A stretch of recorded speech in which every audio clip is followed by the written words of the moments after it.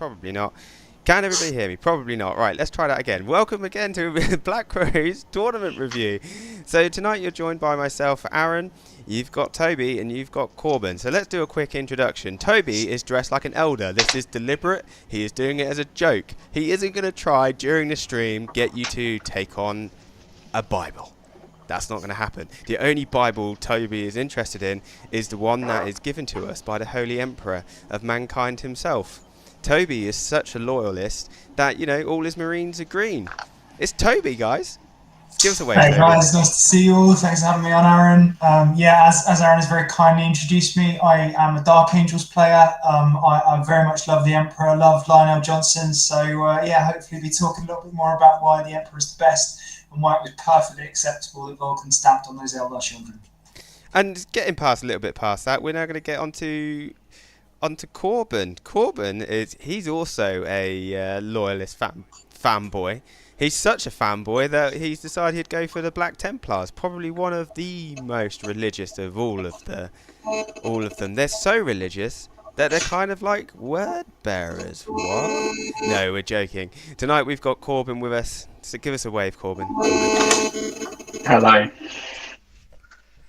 Is that all we're getting, Korben? Just a hello. You've been on here. Yeah, before. well, I've been on there before. I've played Black Templars. People know what I want to do. I love me some Templars. I love me some melee. Maybe not competitively because shooting's better, but you know what I mean. So tonight, guys, we're going to focus on talking about the RTT that we recently went to in Langden Games, Ipswich. It's a small gaming venue. We hadn't been there before, but we knew some people that regularly join us at tournaments in East Anglia. And basically, these same guys keep coming to us, and they've decided in Langden, their local store, that they would run a small RTT, 22 players, I believe, in the end. It's advertised as 20 players on BCP, but it was 22 in the end. Anyway, us three rocked up, had no idea what to expect, didn't know what we were going to be going into. We just knew that some of the players that have been to some of the East Anglian tournaments, they're good players. Really good, actually, some of them. Trixie, they know their stuff. They've been to a lot of tournaments. I mean, one of the guys, Jack, basically goes to just about every event at a weekend ever possible. And I don't know how he fits in the time. But, we turned up. I brought Toby along for the ride. Korben come up. I'd like to also say that Toby didn't try and give anybody a Bible whilst he was there. He literally went there to roll dice and destroy in the name of the Emperor. So let's get into it. Let's start our review. So what I'm going to do is we're going to go through this kind of like game by game, so round by round, how each of us found it. So we're going to have a chat about like the scenery setup, how they manage their tournament, what they do with their missions, and then we're also going to go into just generally, like as would we advise you going there? Is it a good place to go for a tournament? Is it a Shark Tank? We're just going to give some honest reviews, guys. We're going to be honest. We're going to be brutal. Sorry, Langdon, but I've got some opinions, and they're actually relatively positive. So right, let's get started. So we're going to start with Korben. Korben, you're round one. Tell us, how did it go? My round was quite interesting. We'll get on to how terrain and everything is probably all together at the end. I was a bit confused with round one when I found out what mission we were actually playing. Because I got the mission on the Friday. Because I signed up quite late with a few drops because I didn't actually until I think Tuesday. But luckily I only had a list that I knew I could submit. But round one was chosen battlefield with place in a bit. Unfortunately, I lost roll off. So I lost on primary. Because I could not hold objectives because they were all in my opponent's half of the table. He was a good player. Tom, we had a good game. He was playing Iron Storm. I was playing Gladius. Yeah, I think there was some unfortunate dice happening in that I had no prisoners and I left two dreadnoughts on one wound, and a random intercessor lived on one as well. So I lost like 5 points just on things living on one, which is a little bit unfortunate. But generically, it was a fun game. I think maybe on a different type of mission, it's potentially a little bit more of an even game. I ended up losing that one. I think it was 96 to 60, something like that. So if we could get the primaries a little bit closer, I managed to pick up some more points on on secondaries and everything. That round would have gone a lot, been a bit closer. But no, it was a good game. The Iron Storm is a good one. It's what I would take competitively if I had it for it. One second, Korben, we're going to have to interrupt you because your audio, my friend, is coming through real tinny. So what we're going to try... Is it? Yeah. Are you able to refresh your end? We'll come back to you in a second. And what we'll do is we'll actually come to Toby, and we're going to talk to Toby about his round one whilst Korben try and fixes his absolute shit. And Toby, tell us how yours went, because you had an interesting conundrum. Now, I'm going to give the guys back home a little bit of background. Now, your game ended quite quickly. Well, I say quickly, it ended early in the game of rounds. You had a good game, you had fun, but it ended early, and that did matter on your scores. Now, tell us a little bit about what happened.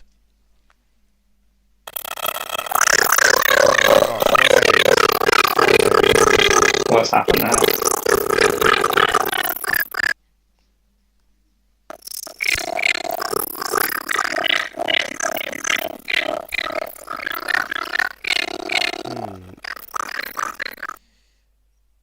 Oh, Toby, we're going to have to just slow you down for a second there, my man, because everybody's audio is going bad tonight.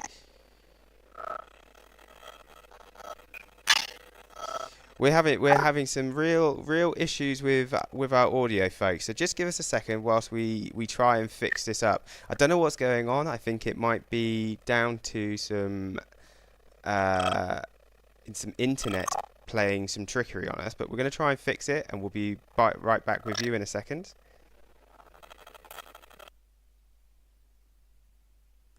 Right, give me 1 second. Right, Korben, you speak for us. See if we can hear you.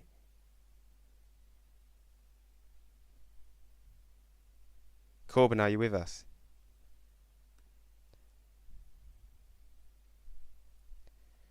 Oh no, I guess I'm doing the stream on my own, folks.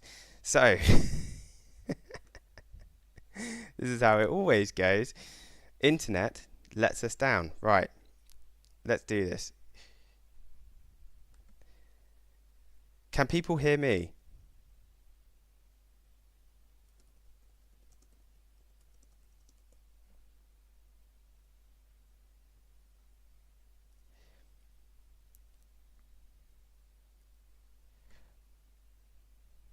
Perfect. Thank you, guys. So what I'll do is I'll do a sum up for everybody.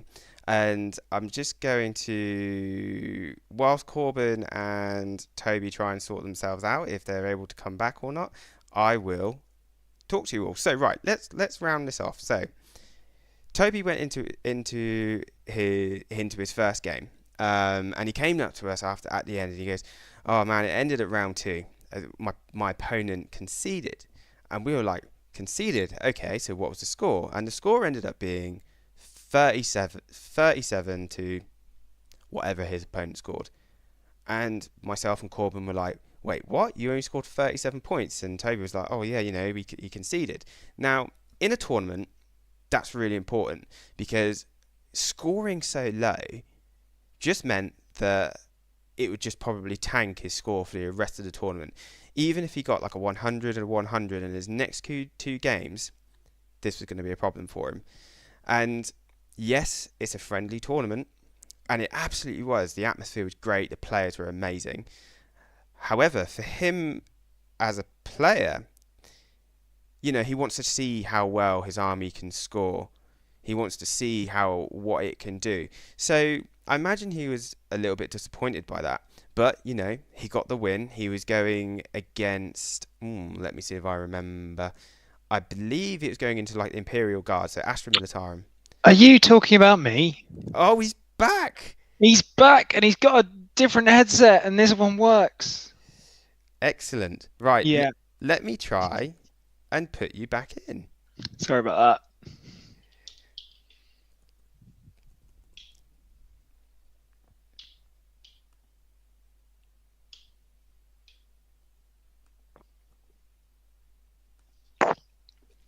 Sorry, chaps. We're just going to try and bring...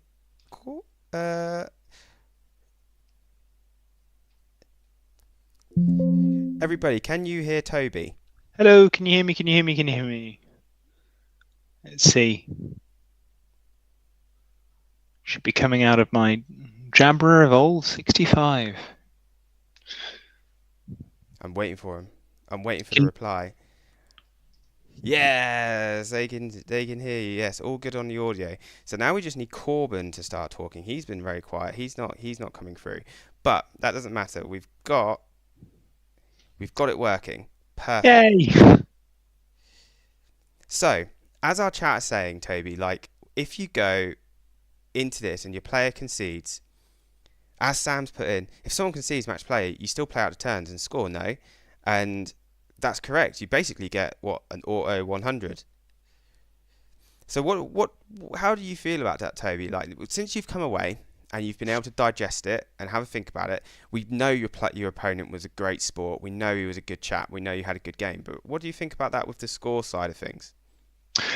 Yeah, so I think I understand why it was, and I kind of knew this was going to come up, and I think it was quite a slow game, and I think part of that was because obviously my opponent was playing guard, which is quite a lot of models, quite a lot of decisions to make, and also I think it was a little bit of inexperience with my own list. It was my first time playing the list. It was my first time playing Firestorm, so I think that did play into that for sure.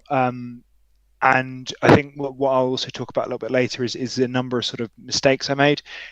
So by the end of round 2, we had half an hour left and we got 2 rounds done. My opponent went first and was about to kick off into their third turn. He was worried he would take the full half an hour just to do his turn. I'm not sure if he would, given that he didn't have many models left at that point, but if he had and had somehow managed to sneak 10 points, he would have ever so slightly beaten me. And I think it was his suggestion to end the game there just to make sure that didn't happen, so that the final reflection was exactly kind of how the game was going to go. I think if we had managed to play the full 5 rounds, it would have. I think we both would have thought it was probably going to be quite a comfortable win in my favour, because a lot of his models were dead. All 3 of his tanks were dead. His basilisks were both dead, and I hadn't lost a fair amount of my teeth. My gladiator was still alive, which was probably going to start taking chunks out of his larger knight. So I was in a really strong position, but it was just the time. But yeah, I think that was a little bit, guard are a slower army, and something that you got to bear in mind if you do go to competitive tournaments with them. And also, my inexperience did show a little bit, I think. So yeah, it was only 37-30. So if we were at a bigger tournament, would you have clocked him? No, I don't think so. In all honesty. So we need to kind of get around this idea. Like, it's almost like people feel like it's a negative thing to suggest we use a clock in a game. It's like it's an insult to turn around to someone and say, "I want to use a clock because you're a slow player." I don't think it's an insult. I think it's you can spin it that it's good for time management for both players. And the reason I think that's good is because having a clock, it means that both of you know where you're at in the game, of how much time you have to play. Now, chat, tell me, do you agree with me? Do you think that if you are coming against a player that has an awful lot of models, would you consider using a clock?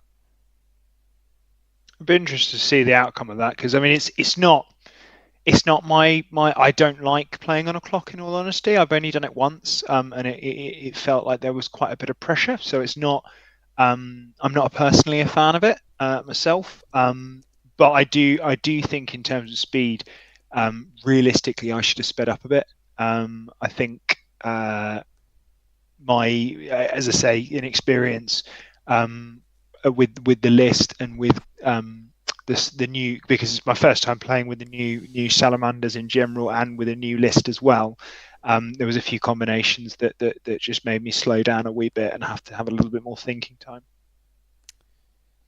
And that combination, because we'll get into this, but when we were talking after game 2, I definitely, you didn't have any issue with timing, did you? No. Game 2 was really fluid. I think we were communicating really well, and I think the terrain was a little bit easier to understand. I think round 1, something I've not mentioned, the terrain was so it was set up to be L-shaped ruins, everything like that, but unfortunately those L-shaped ruins were made with large based rocks. So they disadvantaged both players, because it was like, well, you can't stand on them, you can't really get through them very easily. They blocked off loads of lines. That there wasn't really much interaction with it, with towering as well, which obviously was relevant for his knight and things like that. And I know that my opponent was a bit disappointed with the terrain features. It only sort of counted against me the one time, but yeah, he was quite disappointed in that. But in game 2, the terrain was spot on, really lovely setup, a couple of really good firing lines, but enough terrain that we were both able to hide models very effectively. So that was perfect. So I think that did play into it. But in that round 2, my opponent Adam and I really sort of very comfortably chatted. We sort of were on the same wavelength, I think, and that really helped getting comfortable with sort of speed and things like that. It sounded like he knew Marines quite well. I play a bit of Demons, so I know Demons kind of. I've played against one of our sort of local players, Monster Mash list, before as well. So we're kind of used to doing that a little bit. And I know how I like to play that game. So I think that helped a little bit. One is that version of Guard with the Knight, and it being the first game, that was always going to be a wee bit slower. Okay, so I think you've given everybody a pretty in-depth as to how it is, the rationale you came to it. So let's talk about my first game. And now we looked at it, and I'd spoken to the team, and I was actually really worried about bringing custodes. I was coming in with a list that had been, for the best part, canned online, and I wanted to give it a go and see how it ended up. So my first game was against Votan, against a very nice gentleman. Hadn't done too many tournaments, but his list wasn't terrible, like he had all of the things you would expect a Votan player to typically have. He had the Hecatan Land Fortress, he had the Thunderkin, but you got to say it in a particular way, Thunderkin. He had the Thunderkin. He had the Hearthguard, he had the Hearthkin Warriors, but without the Sagittars, Hearthkin Warriors just feel like a bit taxing. They're not very fast, but to be fair, for the map of round 1, which was sweeping clear, I believe, that didn't really matter too much because it was a very large deployment. So we went in, and I had no idea how this Custodes army was going to play. I'd never actually run the list until that day, so it's the first time I'd run the list, first time I'd got the Venatari out, the first time I'd used Witch Seekers. And just to give everybody a little bit of context, what I took a Blade Champion, I took 2 units of 3 Alaris, I took a unit of 2 Alaris, I took 2 units of 3 Venatari, 2 Caladius tanks, 2 units of 4 Witch Seekers, and a Khaled Assassin. Our terrain at the beginning was rather bare, and we both agreed that if we didn't do something about it, it just wouldn't have been a game. I'd have gone to stand, I'd have moved out, and I'd had nowhere to go, and I'd have just been shot off, and he'd have taken all the objectives. Because we needed to get this, but there wasn't like necessary designated maps, although there was. The terrain was all kind of the terrain that they had, so they made the best of what they had, and it was really good that they did this, but they did also say move the terrain around if you needed to. So we went into the game, and it was quite clear after turn 2, when I did my Venatari bomb and I brought everything in from rapid ingress, that the game was going to go in my favour. And he was such a lovely chap, and we both had a really good game, and we had a good amount of fun. But we only got four rounds out of it, and I think that's just basically down to he had lots of models to move around, and that's when I scored. I scored a 75 to his 40 something, if I remember rightly. If anybody in the chat remembers the score better than I do, please let me know. And yeah, that was great, absolutely fantastic. So other than Korben, myself and Toby, we both won our round ones, which was a great start for Black Crow. Korben does the thing that Korben always bloody does when we go to a tournament. Yeah, anyone has loads of models to a custodes player. Gary, you are absolutely right. Everyone has loads of models to a custodes player, but this man had like almost 6 or 7 times the amount. No, I'm joking. It wasn't that many. It was like 3 times the amount of models I had. So, Korben, is your audio back? I can hear you, so I hope you can hear me. We can hear you. Yeah. That's a positive. This is a positive, and you sound much better. Now, chat, can you hear Korben? This is the next part. I literally, I think people just didn't want to be selling his Bibles to me. It just his audio went. It kicked me off of the thing, and I was just like, this is not going well. Excellent. So the best audio has been. So it seems that when we don't have you guys on a source, the audio is perfect. So we're gonna keep it that way. So they can't see you; they can only see my beautiful face. Hi. So Korben, run us through round 1 again, because let's be honest, when you started, you sounded like shit. So let's actually hear what it is. Yeah. So round 1, I was playing against Ironstorm. Sort of a pretty standard sort of Ironstorm list, I think it was. Have to say, the army was beautifully painted. I think it's one of the things that standed out. It was a lovely Ultramarines army from Tom.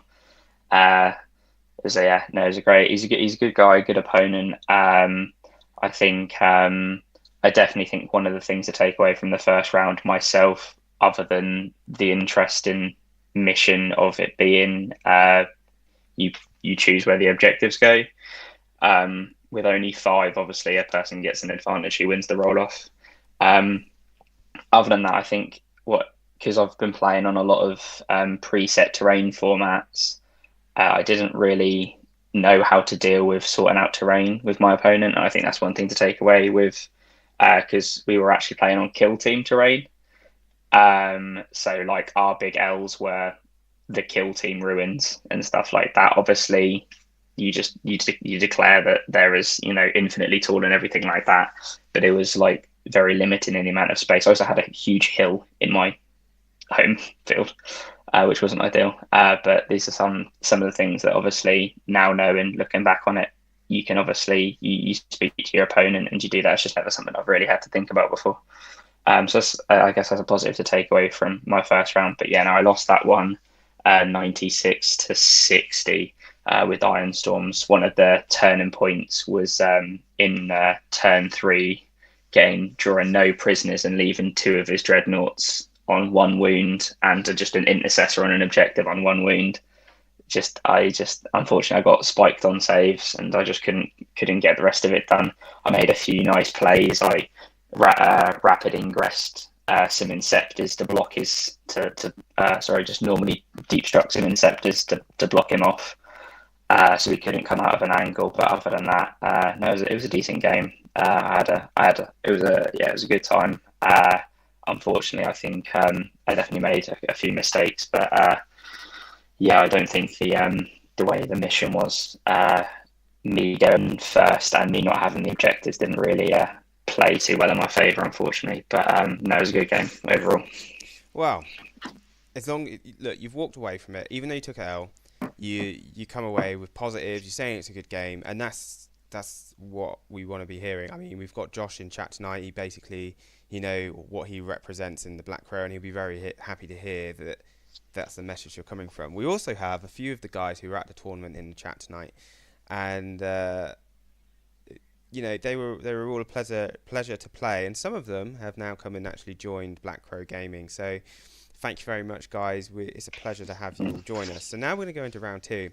After round one being a bit interesting, I probably had the most traditional style game out of the round ones there. So we go into round two.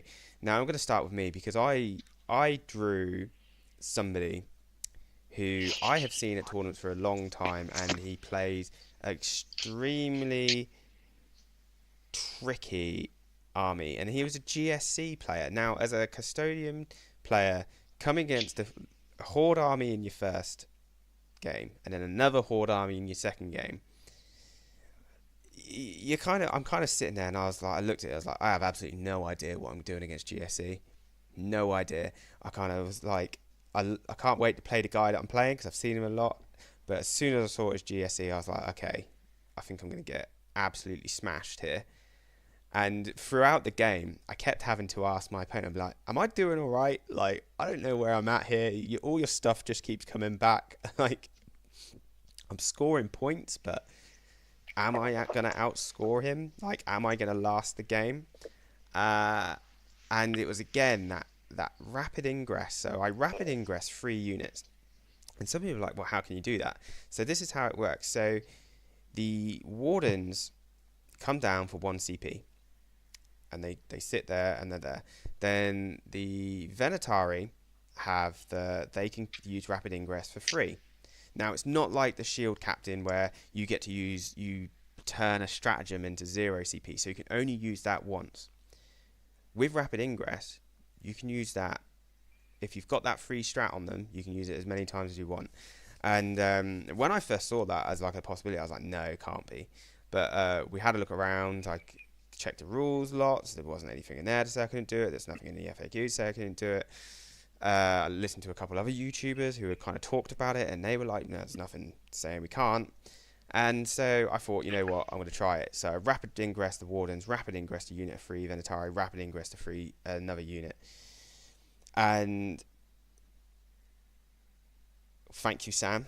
I'm going to take that. He's saying that beating them on priority target, which was our mission, is impressive. Thank you. It was a pain in the butt, Sam.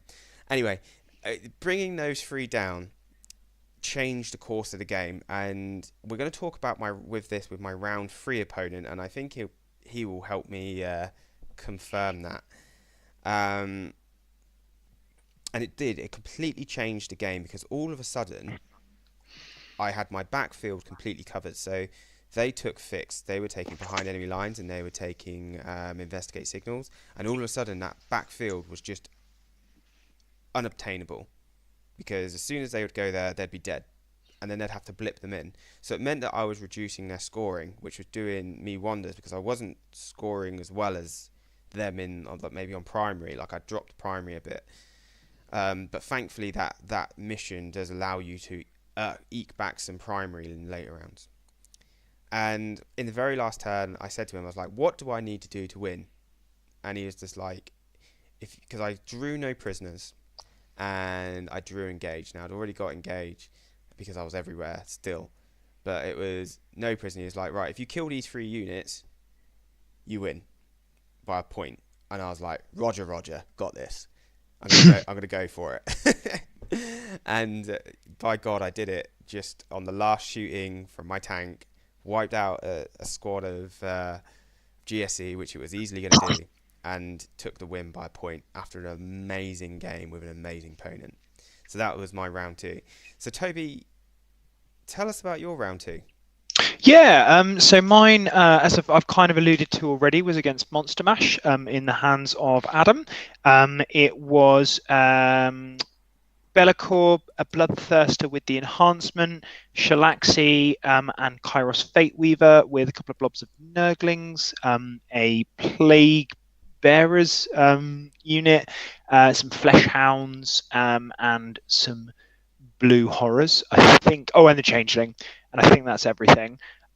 So pretty standard, I would say. I think in terms of that kind of army. I've seen a couple of different variations with the birds before, but I think with their points increase in the last data slate, they became a little less popular. But it was a really good game. My Land Raider was definitely my MVP. I was really impressed with how it got stuck in. Azrael was able to add Shalaxi to his tally of big scary monsters that he's chops at, which is always good fun when you get your main characters to kill off something big and scary. I think honestly the real big benefit for me was being able to have good board control for about half the board, and stop sort of too many shenanigans in terms of deep striking, because there is that really nice stratagem of picking stuff up and then putting it back, and often you can refund that CP. So really good strategy. But infiltrators are just, I feel, are really strong against demons in general, and I'm not too sure because I've only played it twice, but I feel like demons are a reasonably nice matchup for Space Marines as well, particularly the lists that I play, because I play lists which tend to be more focused on playing the mission, so they sacrifice the big firepower that a lot of Marine players bring for slightly smaller firepower, but because demons rely on an invulnerable save against everything, that lower AP doesn't matter so much.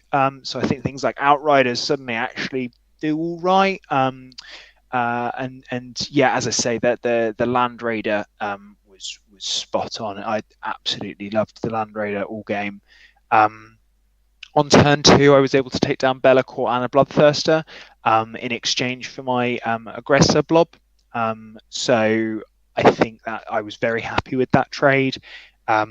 It was it then put me in a position where I could sort of apply the pressure, look to isolate Shalaxi and take her down. When she went down on turn 3, it was like, okay, well now the teeth have been extracted. Let's focus just on scoring.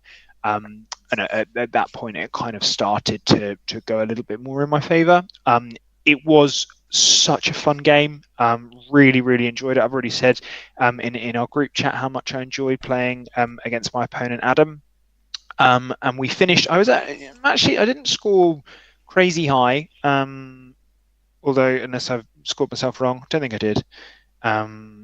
But I scored 70, and Adam scored 53.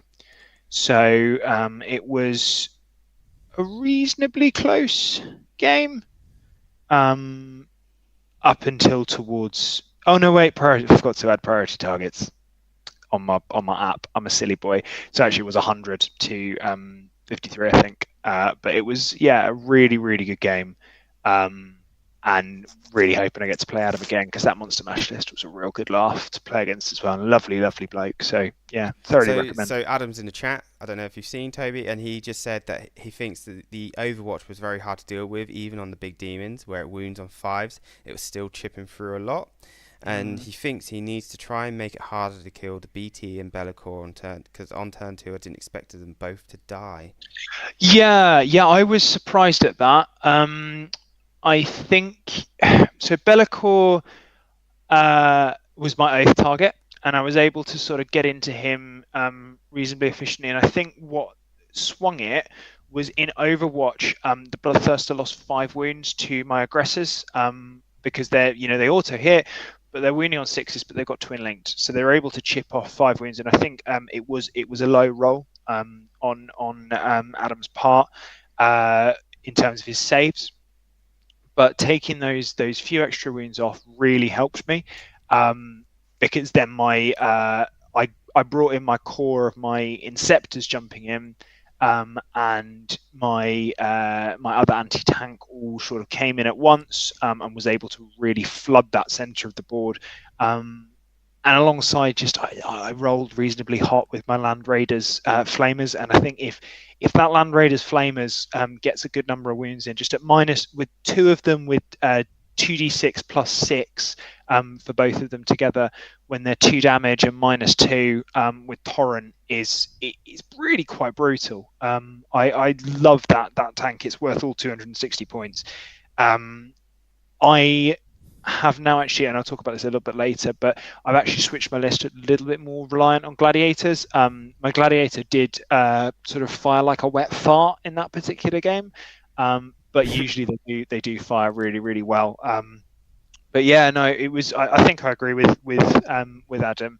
The two big monsters going down turn 2 really was like, well, there's 600-700 points there that's just no longer threatening me in exchange for a 220 point unit. So that's always an exchange I'm gonna make. And I think offering that sacrifice may have resulted in a slight overextension. Adam, I don't know if you'd agree with that, but that I think then sort of let me dictate a little bit more about where I then dropped my units in turn 2, because I think I went first, or I can't remember. No, I went second, and that was quite important because it forced Adam to go forward earlier, which I don't think he wanted to do, because the more time that he can be in the Shadow of Chaos forced me to come forward to get into that 18-inch lone op. That's definitely beneficial for demons in the face of that anti-tank fire. Adam was saying he went first and did near nothing.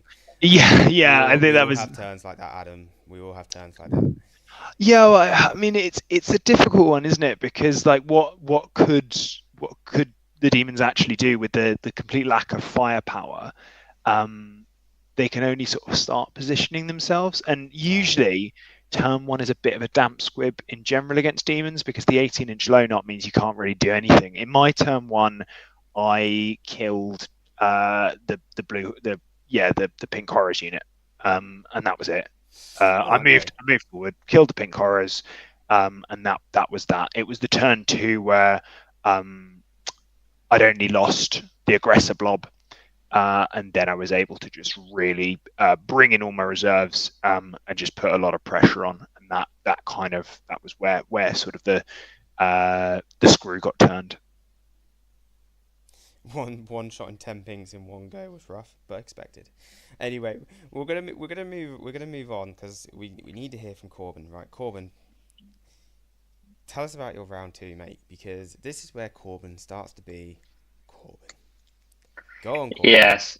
So round 2, it ended reasonably quickly, to be fair. I played Jack, who's a great guy, another great opponent. All 3 of my games were great. I actually played 2 Jacks in a row, but we'll come on to round 3 later. He was playing Necrons, so he had the double 20 warrior brick, double Catan. He had the Nightbringer and the Void Dragon, your classic reanimators, and the Doomstalkers.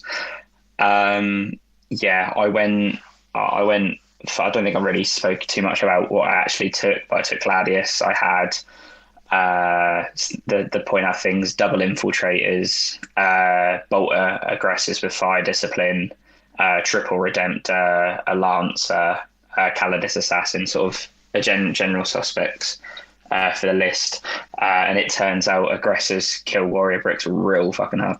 So he sort of moved a 20-man brick out, and I didn't even roll my blast shots, and had already killed the 20-man squad. So I had 38 shots left to still roll out to hit and wound and everything like that with the discipline, but I'd already killed the squad and the character. So he also allowed me turn 2. I was able to deep strike 6 Inceptors on his home field and deny him a 0 on primary for turn 2, which was not ideal.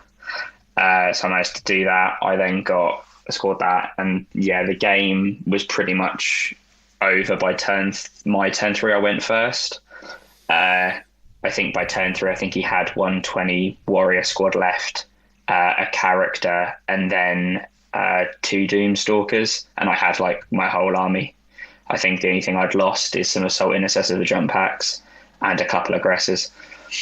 That game, and then we sort of tidied up the rest of the game for points, and that game ended, I think it was 100-41 with that one. So you weren't playing. Who was it you were playing? It wasn't Jack, was it? It was. I thought his name was Jack.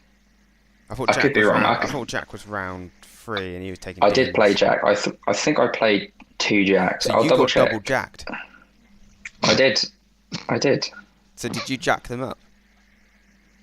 Yeah, sure. We'll go with that. Yeah, I did. Yeah, Jack Goodridge. I didn't. I knew I played double Jack. Wait, did they play and have a little jack off? Well, if I win, Was it does a that mean circle they jack? done it to me? Is that how that works? Does that mean you're the ultimate jack off? Yes, that absolutely does. Yeah, I'm getting on the it esports does, top. doesn't it? There we I'm go. getting on the top. We've even Yeah. got Jack in. Jack has now joined the team as well, and he's Yeah. actually in the chat. And he was like, "Yes, he is a Jack too, but I don't know how much he appreciates being being the Jack off." But I'm sure he'll give us grief in the Black Crow Norwich gaming chat later. I would hope so. Anyway, yeah, he can take it. He's a good sport. So we're gonna go into round 3. We're gonna move on, and I'm not gonna say anything about round 3. I'm gonna let Toby tell the world about round 3. Oh, you're so selfless. Thank you so much, Arron. I really appreciate that. That's so What a kind of you. Yeah, so Arron was my round 3 opponent, and he'd been saying the whole time before, "Oh yeah, we're gonna get each other. We're gonna get each other." And I was like, "No, don't worry. We'll be fine. We'll be fine. It won't happen."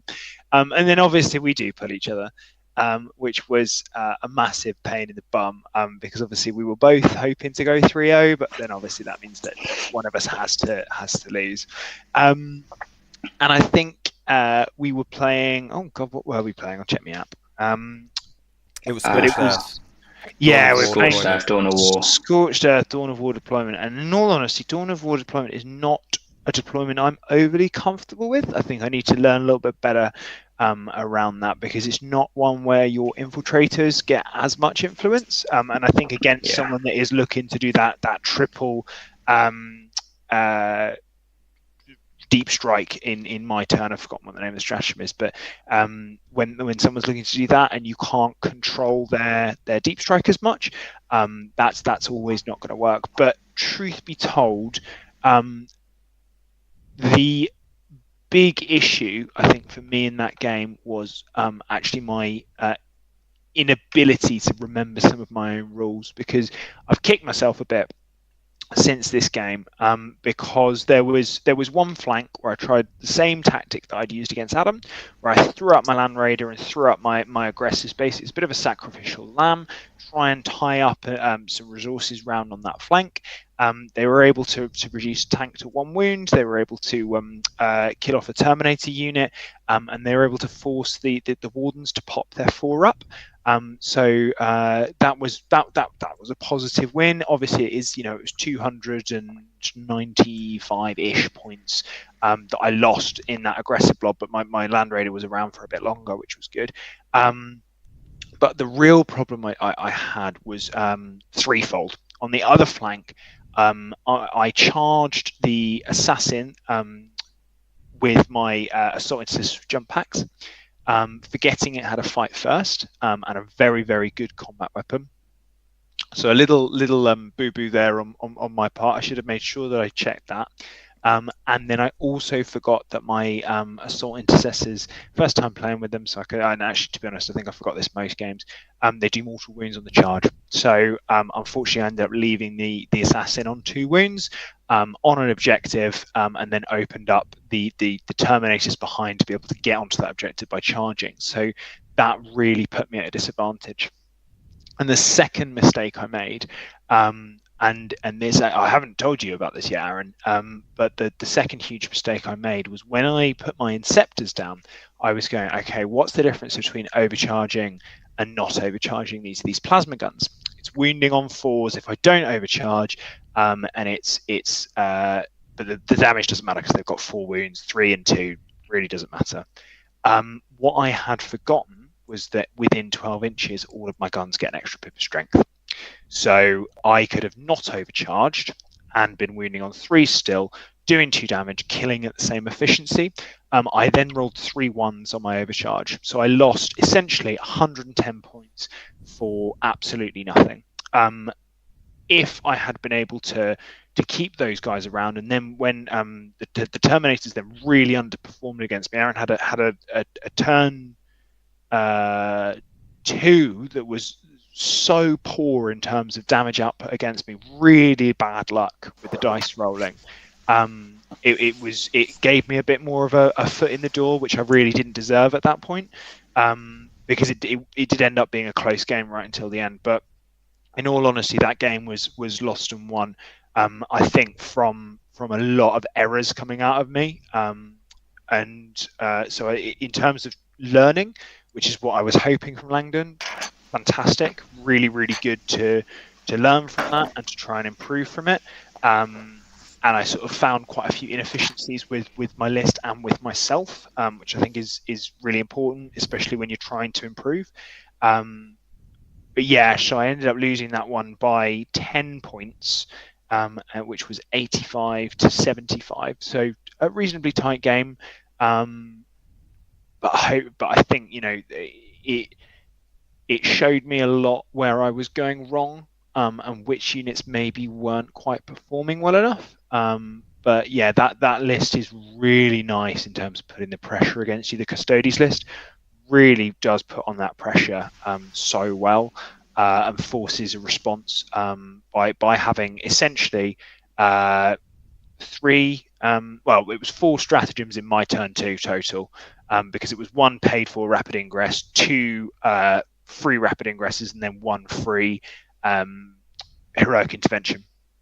So, you know, when you're up against 4 stratagems with 1 CP spent, that's you know, that's a powerful amount of abilities, and even with that real poor luck in round 2 for Arron, it still meant that I couldn't quite push the door open enough. So I think there were parts where it was my game to win and I lost it, but there was definitely a really strong list that was able to just constantly keep that pressure on and keep the boot on my neck, even if it was underperforming in terms of the dice rolls, which I think is the real sign of a powerful list.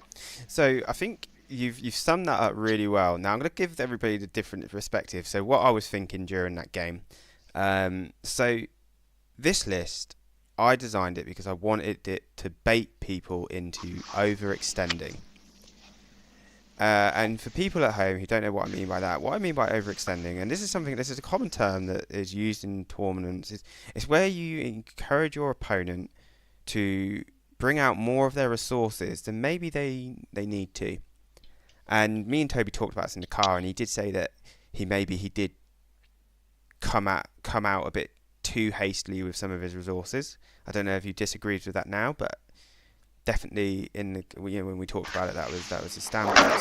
So what it does, it forces a reaction. It brings it down. It means that you have to do something about this unit. If not, they are going to punish you. Now, my round 2, Toby's right. I absolutely underperformed on dice. My Warden blob, I rolled a 4 on a charge, which actually made it, but I got greedy, re-rolled it because I wanted to wrap the tank, and I got a double 1. So that meant that I failed the charge, which was infuriating.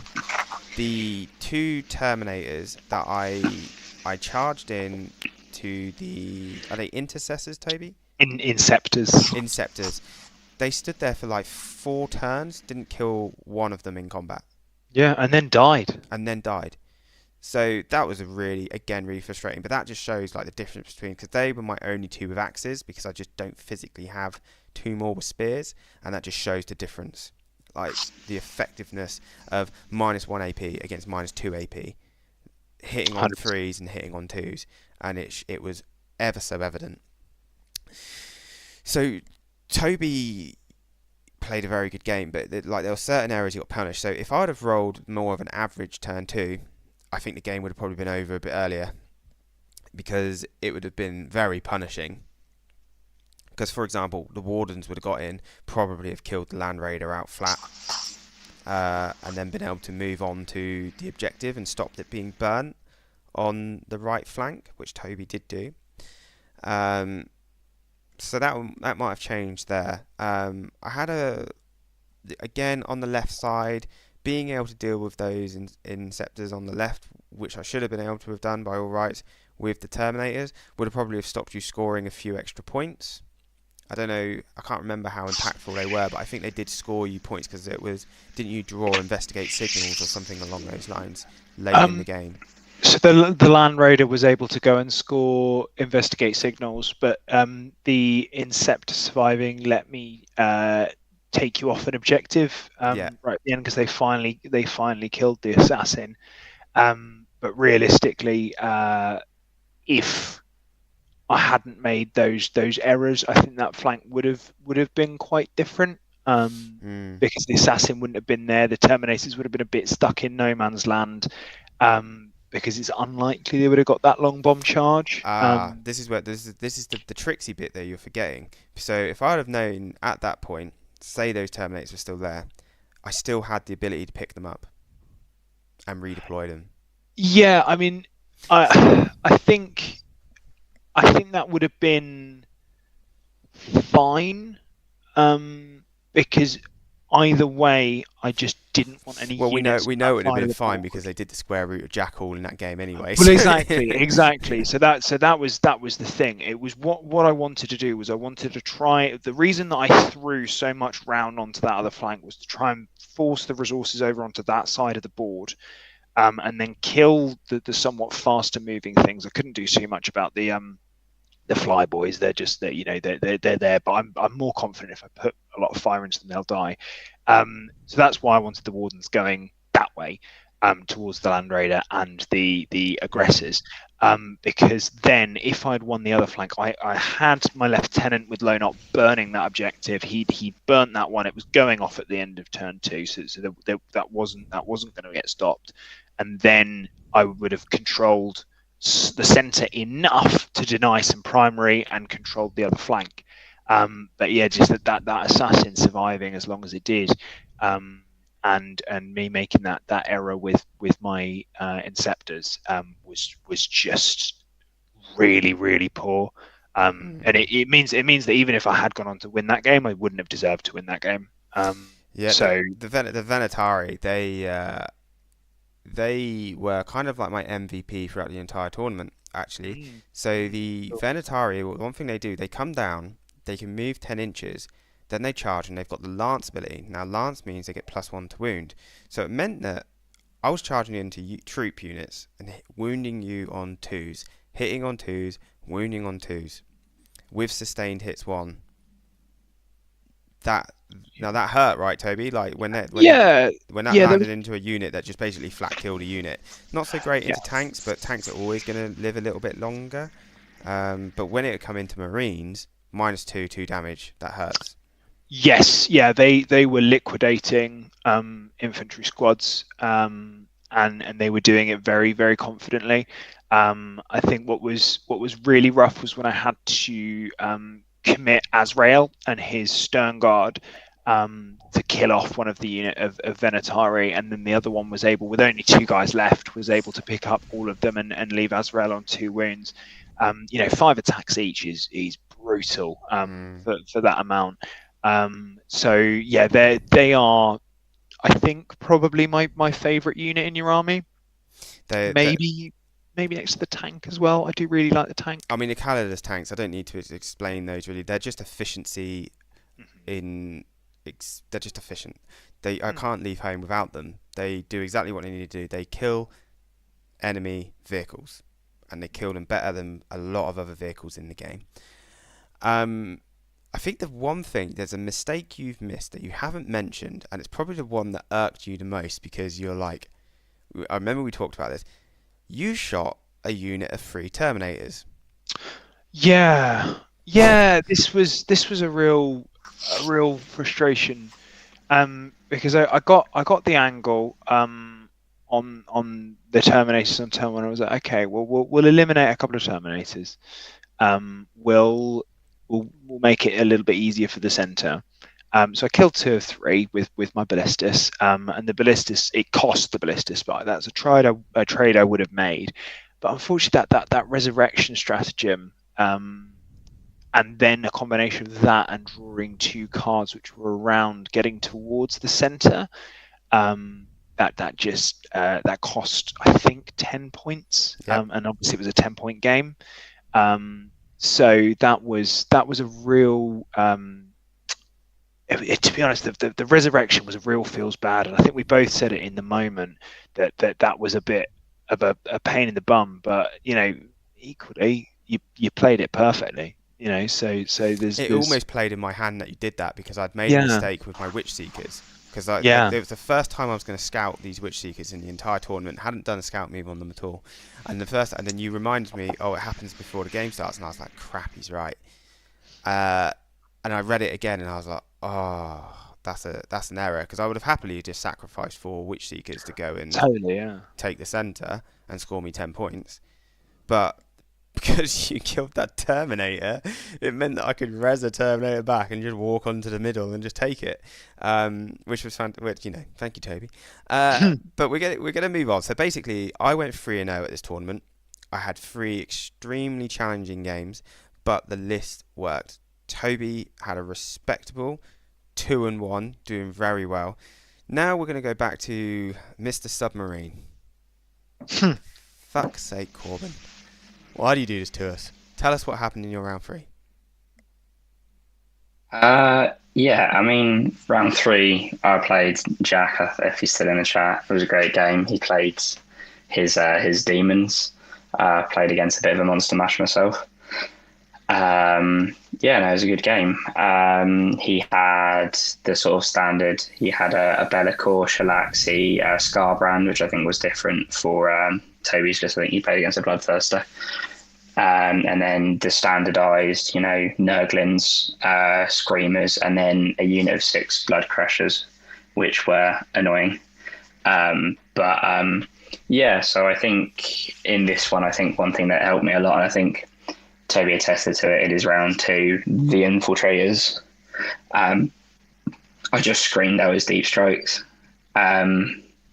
He couldn't really. I know that we spoke about before what objectives he was going to take, whether he's going to take fixed or tactical, because obviously with his demons list, when he can up down everywhere, he can get his behind enemy lines, especially on Dawn of War, behind enemy lines, engage in all fronts and just score secondaries. When I basically made him have to spend it turn 1 to bring his Shalaxi up turn 1, because I nearly killed her turn 1. He had to bring her up. I then vectored it to increase the CP next time, so he had to spend 2 CP on it every single time he used it after turn 1. He couldn't really do that anymore, so he then made the right play of, obviously we decided that he should probably take tactical, so he probably made the right play there. But yeah, I think there was a couple mistakes I think we all spoke to. I think it was mainly that obviously he had the Bellicor Shalaxi combo to do the lone up within 18 inches. The only issue that led was because I had a lot more drops than he did. His army was deployed, and I still had 3 or 4 left to go. And it allowed me to pre-measure where he put his Shalaxi, to know that I can get. Obviously, my aggressors have an 18-inch range anyway. I don't care about your 18-inch lone up. I can spend a CP to put them in Dev Doctrine, because they're all invulnerable saves. I don't need the AP increases. I just know that with the list, I'm not going to get shot off the table with them. I know if I go first, I can Dev Doctrine and just shoot Shalaxi. I managed to do. I'd have to remember correctly. She starts on. I think she starts on like 20 wounds or something like that. Yeah, it was 20. I shot her with 3 aggressors and got her down to 11.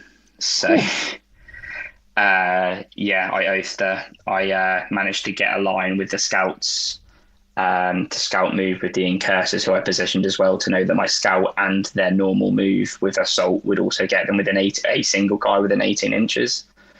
To be able to do the +1 to hit, oathed him, and then just fished for 5s and 6s with the Dev Doctrine, which I spent the CP on, so I could still do Devastator Doctrine for my whole army later. Managed to pick up a majority of Shalaxi, and then said, my aggressors are in the middle of the table next to Shalaxi. If she moves anywhere, she's getting overwatched and she could potentially die. Because I'd have all of them shoot her. He had to pick her up, and then I then could vect the strat, which is sort of what I wanted to do, because I knew that was going to be a pain for him, to allow him to just pick up his Nurglings or pick up his Screamers and sort of use a submission play. So I then managed to use that to my advantage, screen out with Infiltrators in my backfield, which is impressive to have units being able to screen out Dawn of War. But Infiltrators just cargo linemen at the back, definitely do that. And just screen out wherever they need to go. And then I was just able to sort of hold and score primary. I managed to get the win. I think it was 85-78. I managed to finish off Shalaxi turn 2. I think the one thing that forced him to do with pushing my aggressor brick in the middle, he had to sort of basically he picked up Be'lakor and he picked up Shalaxi and had to drop them in on an edge. And then in my turn to when I could bring on my reserves, I just brought on my Eradicators, my Lancer, and then sort of was able to deal with it. Scarbrand had to come down and help out after I dealt with Shalaxi, so I just sort of tied the monsters up for the majority of the game, was just able to kill Chaff and just sort of score my points. There was a bit of an issue where I got charged by a Screamer, and he killed a 1 wound Marine with a CP reroll to my save that denied me 5 points on burning an objective, which I was very upset about. That, I'll be honest, that one got me good. Because I was like, he moved him. So he moved the flame to obviously shoot the guy with 1 wound. I pre-popped Tactile Doctrine because I knew he was going to do it, so I could just move 6 inches away from him. Because I didn't need to fall back and shoot, really. I just... I pre-planned it because I knew I wanted to move him 6 inches in that turn. And because I'm shooting with monsters, I don't really need to be in shooting with them because shooting in combat's already a -1 anyway. It doesn't benefit me in any way pulling back from. I'll just keep them in combat. So then they can't get distance and stuff like that. And then he just charged and killed it with a CP roll. I was like, well, this is an issue. And then I got captured from the outpost. Well, I... jumped my Inceptors on the objective that dropped down and killed his blue scribes already to score me some points. I then popped them down, shot these flamers, left another 1-on-1 wound to tie the objective, didn't get captured on the outpost, charged them, still didn't kill them in combat, made all of his saves. So that turn swung me like 13 points that I didn't score because a guy died on 1 wound. Even with a CP reroll, and these flamers refused to die on his home objective, even getting plasmid by these Inceptors. And I was just like, oh god, I can't if those couple things go my way, I get an extra 13. But luckily, I still managed to pull out. I managed to deny a lot of primary. I think Jack would have to correct me if he's here. I think it was either turn 2 or turn 3. I managed to give him a 0 on primary. Because luckily, even though those Inceptors, didn't kill those flamers, I didn't overcharge them, so I still tied the objective on OC 3-3, so he didn't score his home field, so he didn't score any primary. So still, I got some points out of it, but the points for him would have been nice, and obviously the burn and the objective. I think I managed to deploy decently well and sort of play the movement well enough. I think I made a few mistakes in the game with potentially bringing on some of my units. It was. I think I managed to play well. I think there was some particularly the movement with my traders didn't work particularly how I wanted it to. Other than that, it was a good game. Well, I think one of the biggest takeaways that all three of us can take of this, we all played a new player that has now joined Black Crow Gaming, and that speaks really strongly for us because these guys that we all played were fantastic people to play against. They represented exactly what we like, people who want to have fun, fair play, all of that jazz, and are good players. Yeah, 100%. So we got to welcome from this tournament 6 new players to our team, and we're super excited for them to join. It's great. Black Crow Game is growing. I think we're now over 40 members. Josh, if you're still in the group, please confirm. But it's just great for Black Crow. We're growing. We're getting more people with us, and that just means I can bring more people onto this and hopefully have more audio problems. So look, right, there's a little bit of a backstory into this as well. I literally tell these guys, get here 15 minutes early. I've got to try and sort out the audio. Every time this happens, there's always an audio problem. Don't know what's going on. Anyway, I'll work it out. We'll get there.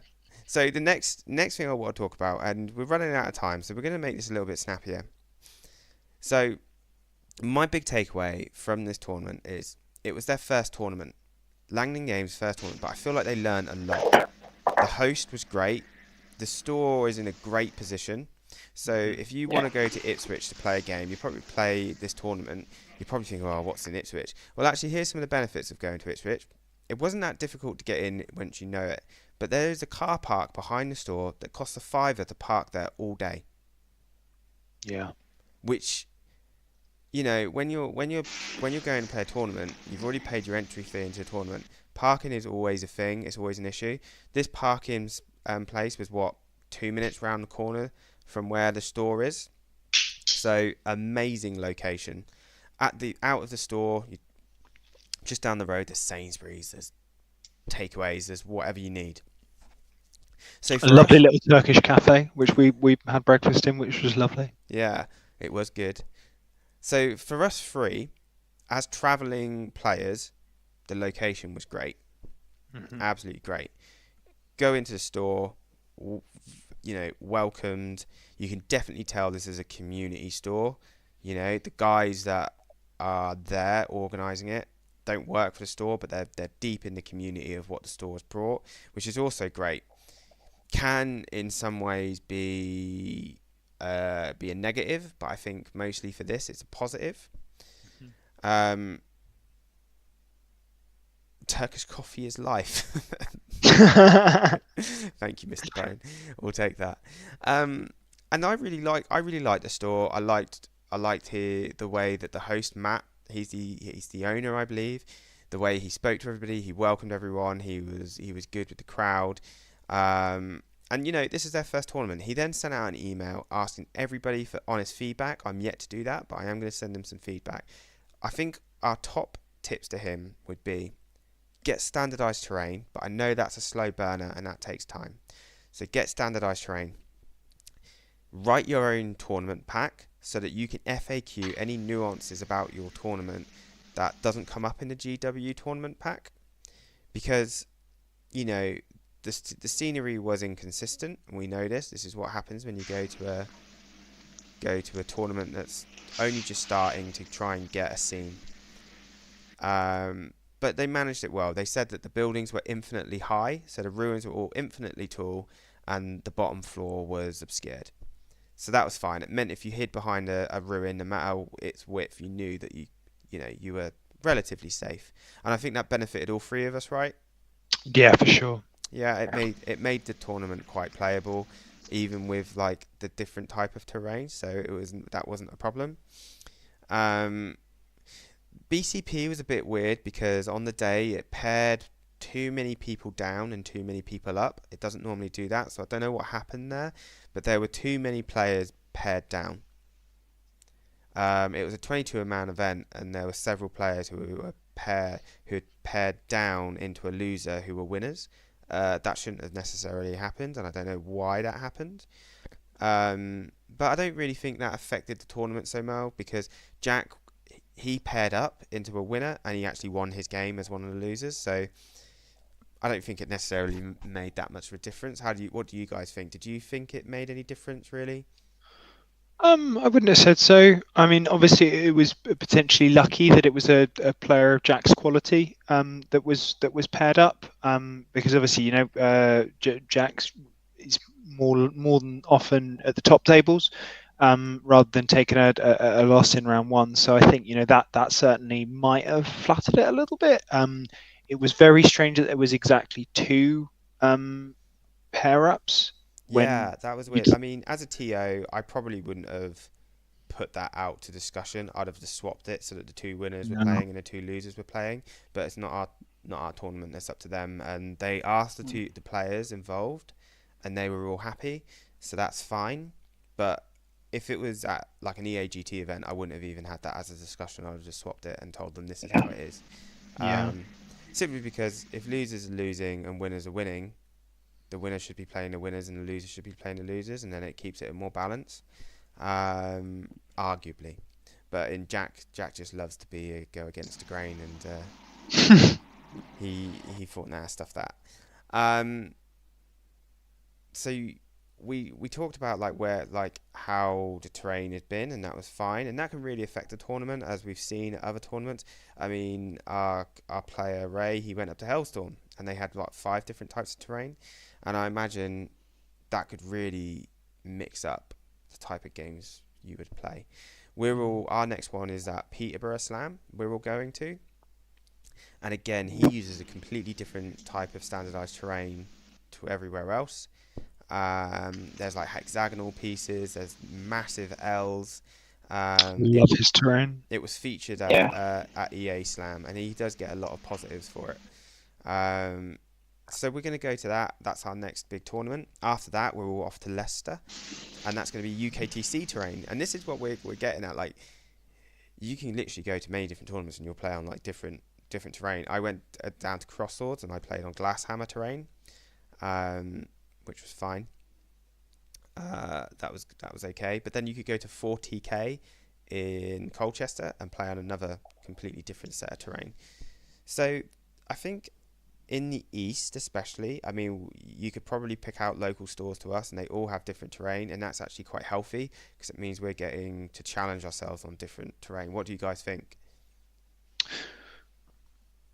Yeah, I think it's good. I think one of the things as well with obviously Langdon with things is there's a lot of workarounds that you can do if you know what to do. Then there are infinite possibilities with what you have access to. It's easier if you have all standardized stuff with a mission pack, because you can't really have questions about it. At least if there are questions, you can have them, FAQ'd in a mission pack to say this is this is that. It makes things a lot easier, but it also, I think, shows quite clearly that that just because if you've got some potential terrain issues, that especially if you work with people, you can have good resolutions to them. You can still have a really good tournament, which is obviously really positive to see. Yeah, I agree. We've just had a question from chat from Sam. He's just said, were we happy with our results on Saturday? So we'll start with Toby. Toby, were you happy with results on Saturday? So I was happy with the 2-1. I was really pleased with that. In all honesty, I was a bit gutted that I ended up coming in 10th, because I felt that I'd performed quite well, and I don't really understand how I ended up a little bit lower than I thought I would end up. But ultimately, like I said, I took it as a training exercise. I needed to learn my army so that I can try and target particularly Leicester, because that's the first one of the well, not the first one, but it will be my first one of this season that I'm taking really seriously. So as a prep, yeah, absolutely. I need to try and understand where I went wrong in either my scoring or my strength of schedule, and try and work out how to improve that for next time, because in Cambridge as well, I suffered a little bit on strength of schedule or whatever it was as well. So I need to try and address that, I think. But overall, yeah, no, really very pleased with the 2-1, especially when the loss was as close as it was. And also, I absolutely know that I deserved to lose that game. So, really pleased with the record. Yeah. For me, I'm obviously happy with going to 2-1. I think the one thing for me particularly was sort of I think there was a little bit of for me and myself a little bit of a down for myself with the first round, with I think in particularly knowing that I'm better than that, but I think being able to pick it up round 2 specifically, and then round 3 to be able to get a good battle point score to sort of really push on from that, to be able to come 6th was very positive for me in particular, to be able to sort of grind out those battle points, being able to put up some high scores, knowing that the effort and the work that we've sort of put in with our armies we can sort of show that off, and at least showing myself I know at least hopefully somewhat what I'm doing is always nice to know. And sometimes if I can put the scores up and show that's always, I think, a positive outlook for me on the weekend, to know that especially with obviously the help with obviously being within the team and stuff like that, getting those competitive games in, it's something that I think anyone joining any team like this, especially with the guys we've got here, it's nothing that I would be able to put up before coming and joining the team. So I think it's definitely something that's a positive outlook for me. Yeah. I think I went into this tournament probably the least confident out of all of us. I'd said to Toby that I would have been happy with just winning one game. I was because maybe I'd bought into the statistics from the Meta Mondays. I mean, Meta Monday's been released this Monday, and Custodes again 40%. But I have also said in Meta Monday that like it has one of the highest representations of players, which then means that the odds can be skewed slightly. Now I've stuck to my guns and continued with my Custodes, and I even like rocked up one of the players. I think he's in chat. Sam, you were even surprised to see that the Custodes that I managed to do so well with my Custodes. So getting a 3-0 with the Custodes, bear in mind I went into Votan, bear in mind I went into GSE, and then I went into Space Marines. I was very happy. Like each player I played really good games, so it's not like I could take the foot off the gas at all. I mean GSC was 1 point in it between us. That was extremely tough, but that was always going to be a fight for me because GSC had the advantage against Toby. You know, the thing I was disappointed about was the fact that I was playing a teammate. I like playing a teammate when it's at home and it doesn't matter.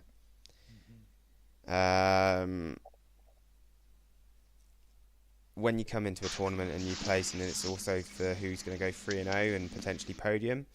That kind of sucks. That's a bit feel bad, but also at the same time, it's good because you get to see your mate get a podium. Yeah. If I was going to lose to anyone in that final round, I'm glad it was a teammate, and it was a teammate that then managed to podium. So that's that's a great result in my opinion. Yeah. So overall, I was happy that I got a podium. I'm happy that I could prove that Custodes still have some bite, which is what I've been putting in. Custodes are still good. And I messaged my friend Josh, and he straight away was just like, you look, it's not always about statistics, it's about the pilot.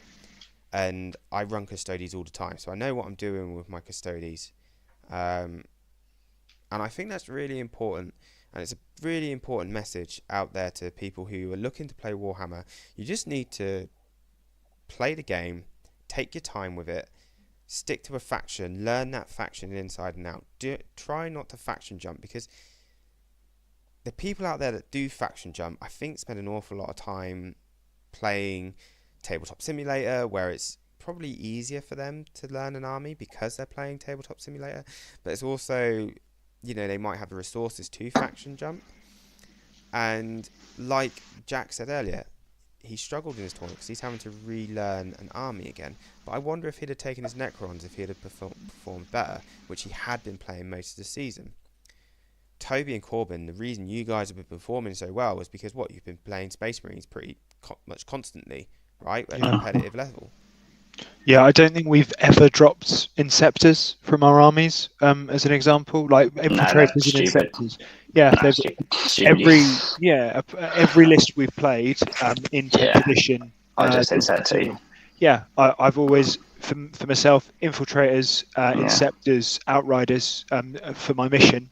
And I always seem to perform best on the mission in terms of actually not killing my opponents. I tend to score and win in attrition rather than actually killing them.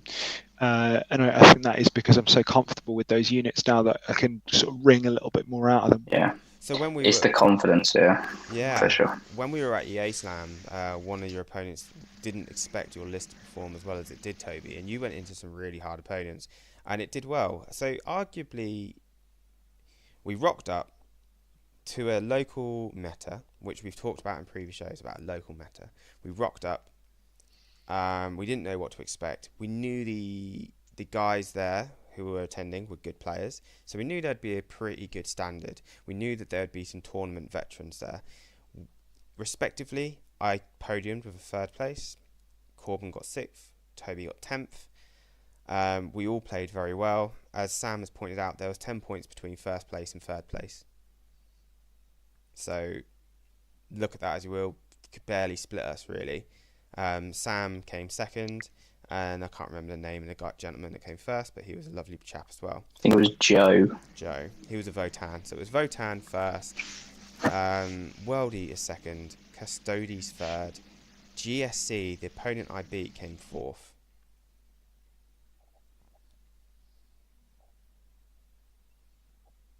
Yeah, no, it was a really diverse meta as well. I think was something we all commented on. There was lots of different armies there, which was great to see. There was an Eldari army there, but I don't actually think it performed particularly. He was pretty much full melee, I'm pretty sure. He had like 3 units of Strike and Scorpions, and I think it was like melee and then like Wall Walkers and then a Yin Khan, because why would you not take the Yin Khan?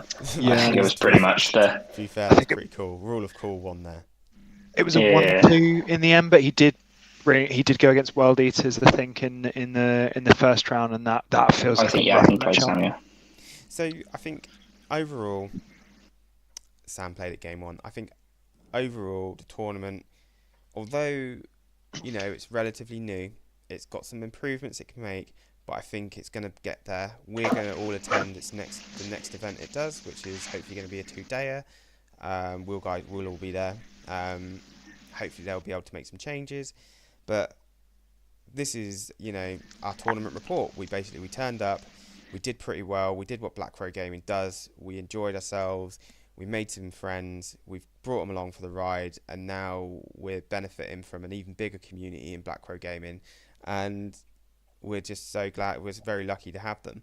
And if anybody out there feels like they want to be a part of our community, we have a Discord and we have our Facebook in the group chat. Come on our Discord, chat to us, talk to us about your list, let us know what you think, and we're more than happy to talk to you about it. Even come on Discord chat.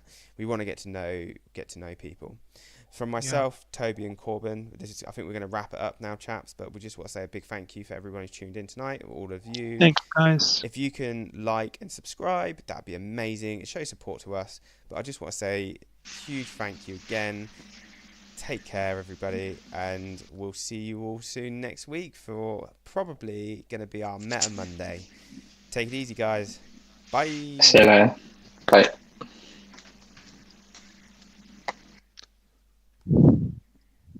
I think we're no longer live.